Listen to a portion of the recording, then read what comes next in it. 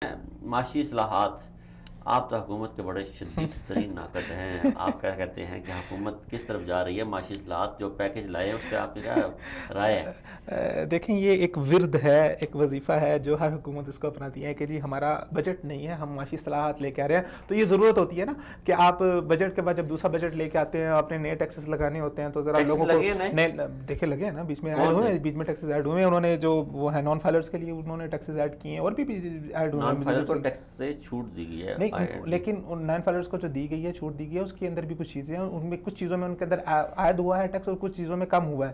لیکن اس کے علاوہ جو آپ کا دوسرا طبقہ ہے جو دیکھیے گا، آپ کو بھی جنگ اخبار کی طرح معافی نہ مانگنی پڑ جائے. انہوں نے کہا تھا کہ وہ ایک دن انہوں نے خبر لگائی کہ نہیں، میں 6.5 ارب کے ٹیکس معاف کر کے 12 ارب کے نئے ٹیکس لگا دیے. دوسرے دن انہوں نے کہا جی ہمارے رپورٹر سے غلطی ہے، ہمارا رپورٹر معافی مانگتا ہے. نہیں، دیکھیں بات یہ ہے کہ ٹیکسز لگے ہیں، اس کے اندر ڈیوٹیز بھی بڑی ہیں اور بھی چیزیں بڑی ہیں. بہرحال مسئلہ یہ ہے.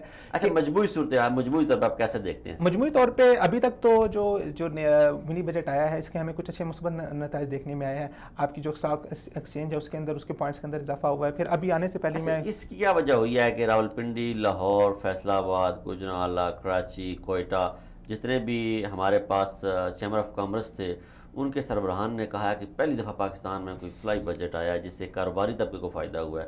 اب دیکھیں جو کاروباری صنعتوں کو 40 ارب کی سبسڈی دے دی گئی ہے. جو آپ کا ایکسپورٹر ہے اس سے 5 ارب کی سبسڈی دے دی گئی ہے، 5 ارب ڈالر کی.